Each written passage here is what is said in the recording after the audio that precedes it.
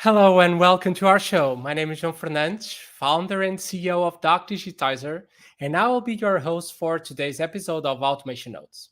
Brought to you by DocDigitizer, the Automation Notes podcast is a collection of new and inspiring insights about intelligent automation, where we will share and discuss with our guests the most recent trends, success stories, and promising projects in intelligent automation. Today we have an amazing guest, Armand Angeli, Senior Advisor to the CFOs, Networks, and Automation Evangelist. Hi, Armand. Thank you for being on our show. My pleasure, Joao. It's a pleasure to be with you and share with you the little bit of expertise I am gathered throughout the years. Fantastic. Can you share with our audience who you are and what you do? Actually, I do two main things. The first one, because of my background with the as a CFO and with the CFO associations, I lead the French CFO Association as it regards international activities, and we have also started a federation of CFO associations all over EMEA. So I would say, managing this federation of association, make sure that we exchange. So that's for the the first part, and because I have been in automation, I mean finance transformation, automation, RPA, AI, and all these good things, either as a CFO, as a provider, as an auditor. I also chair a big network of CFOs interested by finance transformation and automation, and we have called it CFO AX. So it's all about exchanging on best practices, on lessons learned within the network. That's mainly what I did, and I also teach finance transformation, RPA, AI in universities and into individual companies. Fantastic, Armand. And you mentioned there that you work a lot. You have been a CFO and you work in a lot of CFO networks. CFOs tend to seem very conservative in regards with technology. So, how are they seeing this intelligent automation trends and this push forward of digital transformation? How do you think these two things balance the conservative nature of the role with this new technologies that are really reshaping their role in the company?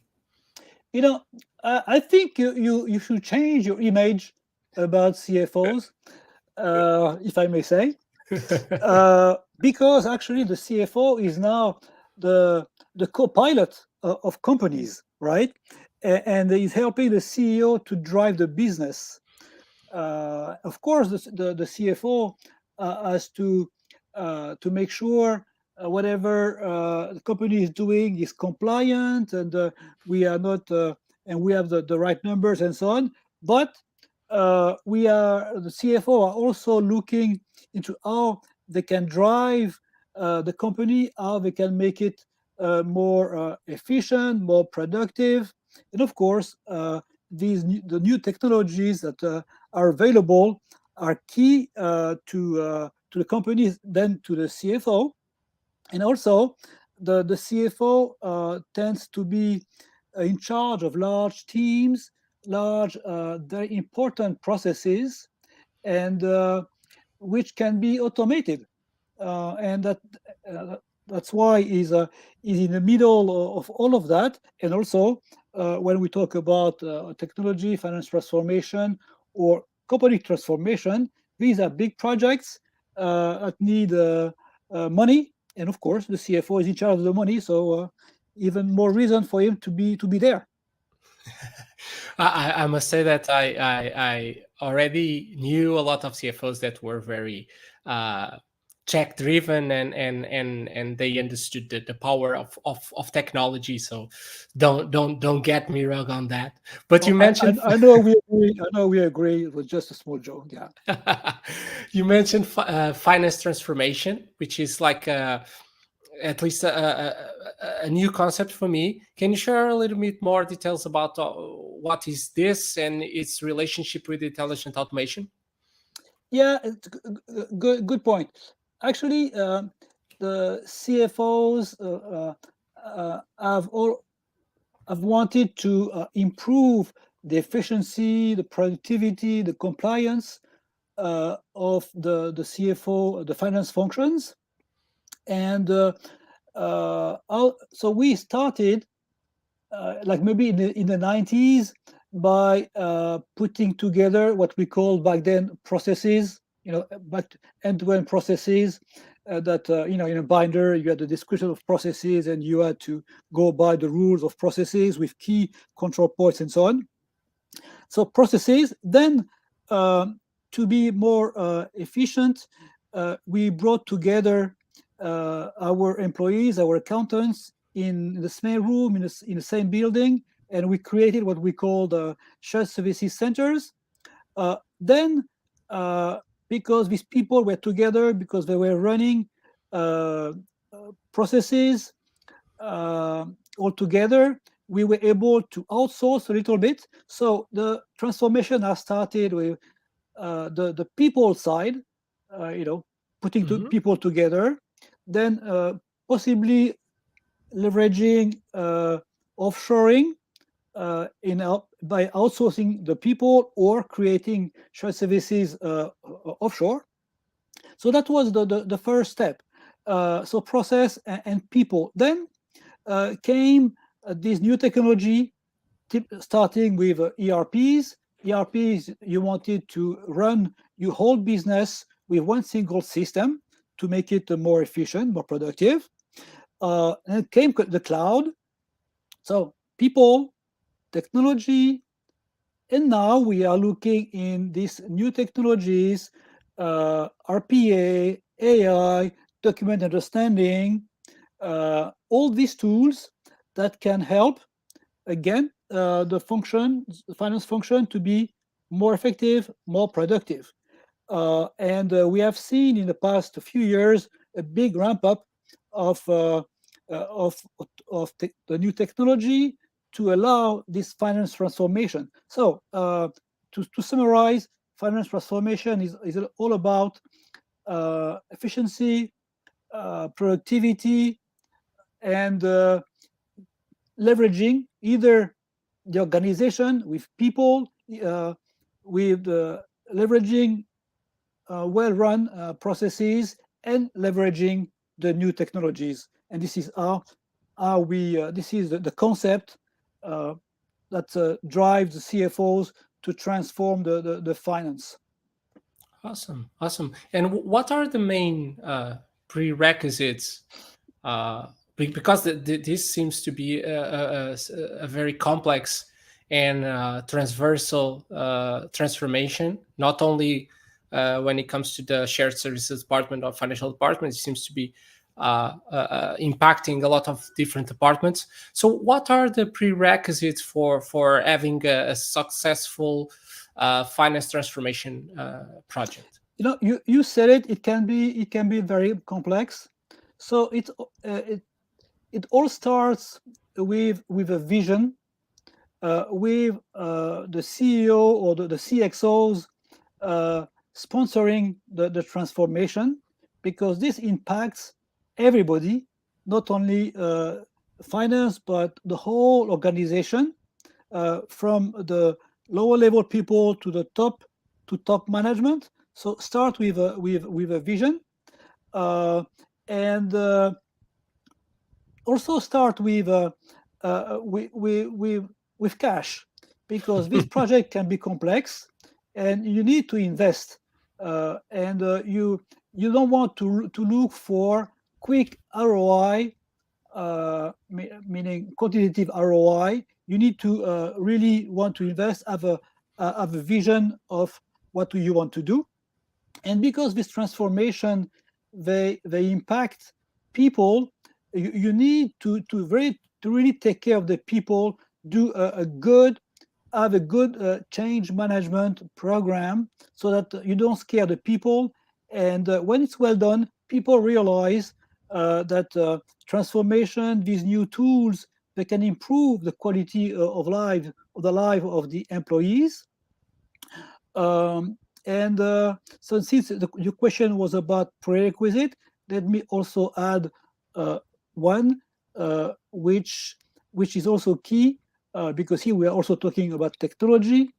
We need to make sure that the business finance works well with the IT function.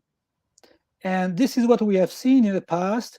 CFOs and the IT not working well together because they could be competing or in some ways, but I can explain more.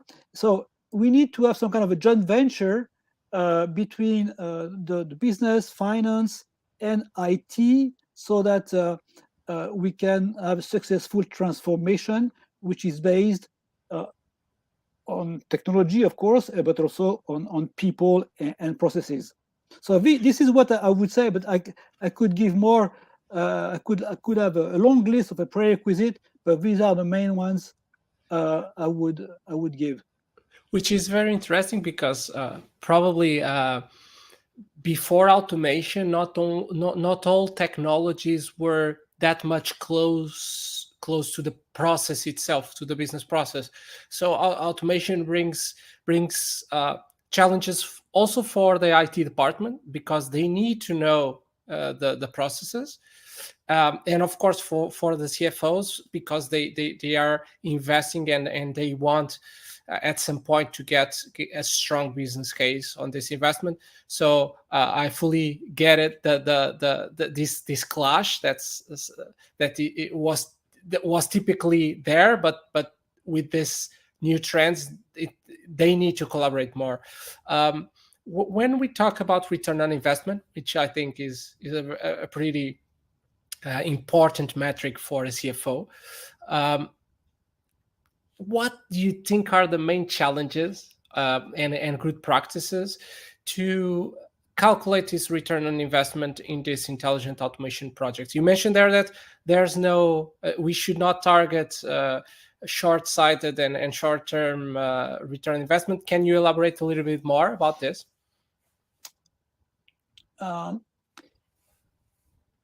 Actually, if take RPA, uh, up to the RPA era, we were only talking about ERPs as and cloud as technology, and these were large projects, long project, costly project, but with some ROI after a few years. Um, Now we are talking about new technology, RPA, AI, and these are to help the business transform the functions.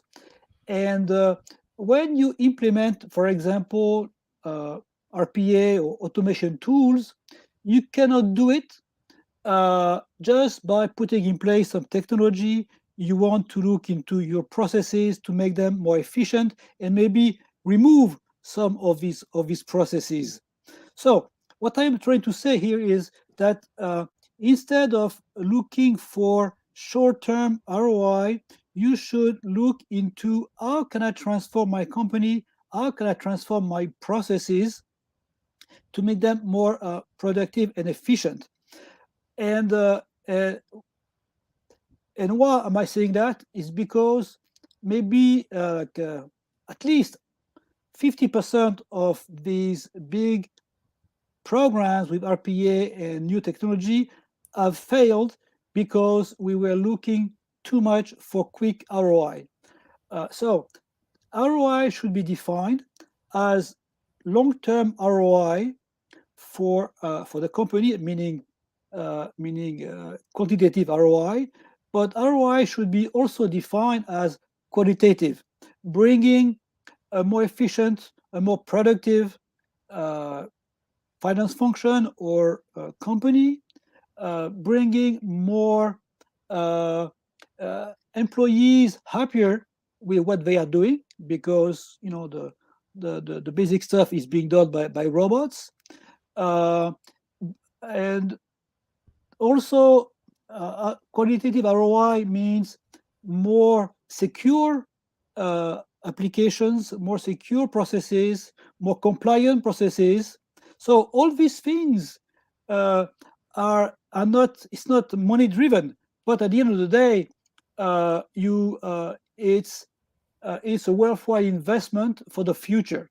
So CFOs with a vision, they know that uh, the future is with automation, with AI. So they should put aside some investment to do it with a vision, with a journey, with a governance, and not only look at short-term ROI. Which might be very challenging, but the concept of this qualitative return on investment is super useful, because it somehow tries to also capture all the changes that your business will do to become Yeah, more you know, digital.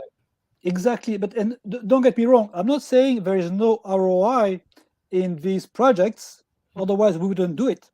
Uh, Exactly. if we when we ask the CFO community, they will tell you uh, maybe you can gain up to 20-30% of productivity, so meaning reducing the cost of your processes, but not because you have put in place RPA or AI. It's because you have reassessed your processes, changed them, standardize them, maybe eliminate part of them. So this is a whole journey which takes years, uh, but I can really say, we companies I have seen have been able to cut the global cost of running the business maybe up to like 30% with all these levers. It's not only pure technology. Yeah. Fantastic, fantastic. And you mentioned also that you mentioned RPA and AI, and you mentioned them together a lot. So I must say that one of them, the trending topics on our episodes, is this framework, this toolkit of technologies that combine are shaping intelligent automation. So what are the main technologies that you see shaping intelligent automation right now? You see, the business, the CFOs, they uh, they listen to consultants, to vendors who told them implement RPA and you will cut your cost by 80%. And this is not the truth, because RPA is a simple script, is a macro. It's not done with Excel, but it's done with RPA language. So if you only use the RPA script, which we call a robot, it is only to mimic what you are doing all day long on your computer. And so you have to write a macro which mimic exactly what you do. But you have to code exactly what you do. So when you go outside of the usual things you do, your robot fails and stops or becomes crazy. And that's why we and why, because the robot is trying to work with data which is not structured, which is not there or not structured. Not there because it's a bit everywhere, and it's bad quality with sometimes the same information is in different formats. So first of all, you have to improve the quality of your data, but also uh, the what we don't realize is that 80% of the data that we want to use, we want to automate, is actually not structured, meaning not a nice format in Excel spreadsheet or in a very simple invoice. So it's not structured, meaning it can be an image, it can be a signature, it can be a logo, it can be a 40-page document, it can be an email. So for all of that, we have developed these new tools called computer vision for the image, natural language for the language, and what we have is this new OCR, because OCR is passé. So what we have is this what we call document understanding or cognitive reading that allows you to look into complex documents, complex pages, and to take the data, and then you can automate. So these tools are based on, of course, algorithm, which you train with big data through this machine learning process. And this is what we call actually artificial intelligence, but I would prefer to call it intelligent automation, because it makes the accountant or the employee or whoever actually more intelligent by using both RPA plus AI tools. So that's why all of that is called intelligent automation, and it includes all the new technologies, whether it's document understanding, computer vision, RPA, and of course process mining, because you need to understand the process you want to transform, you want to run. All of that goes together, and now we end up having like a platform of automation tools, and then you pick and choose what you need depending on your company.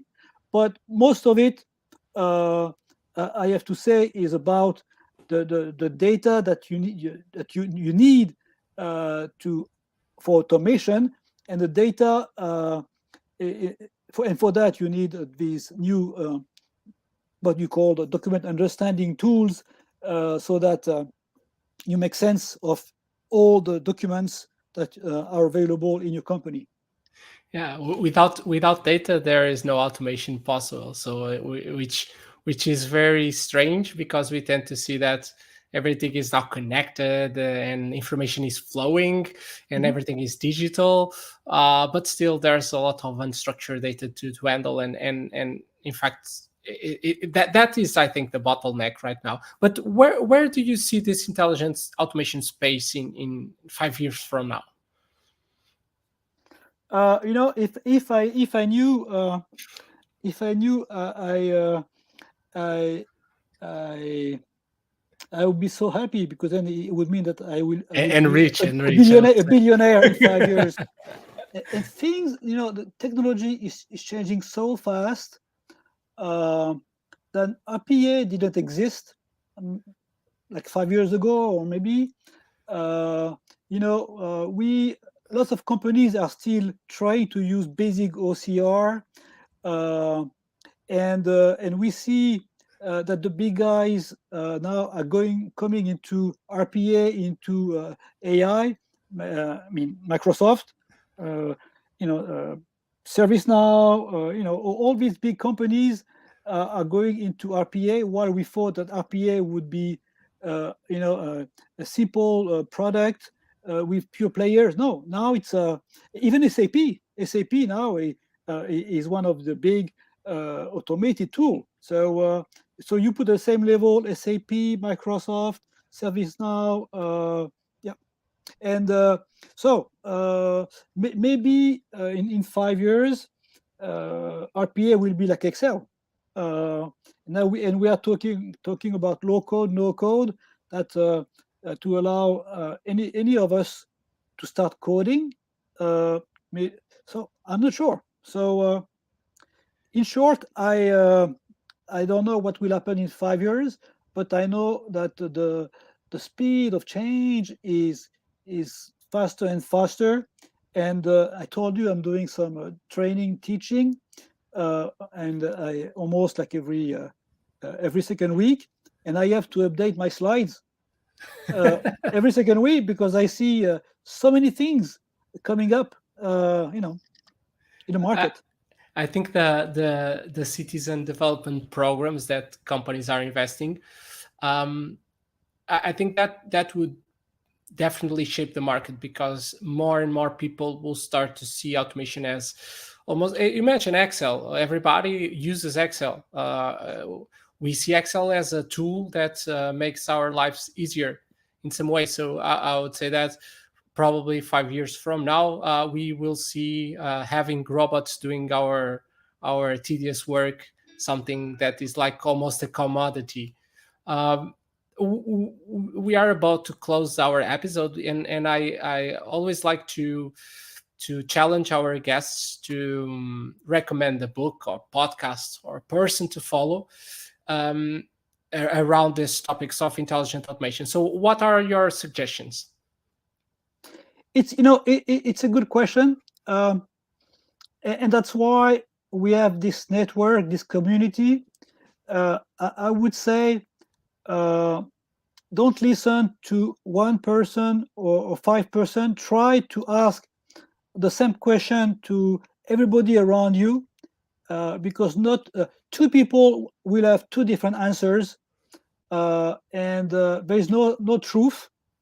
And I can tell you, that's why I'm doing this community work, because I see more and more people asking questions, uh, and so of course there are some gurus, but the gurus, they are right, maybe like 6 months or a year, but then things change, and you cannot be a guru all the time on everything. So I would say just listen to your peers, go to conferences, uh, talk to as many vendors as possible, uh, to and make your own opinion, um, because also your companies have different ways of transforming the business. So you need to be aware and be more intelligent so you can apply what you have learned to the way you want to shape your company. Perfect. Very, very out of the box suggestion. And what is next for you, and how can our audience reach out to you?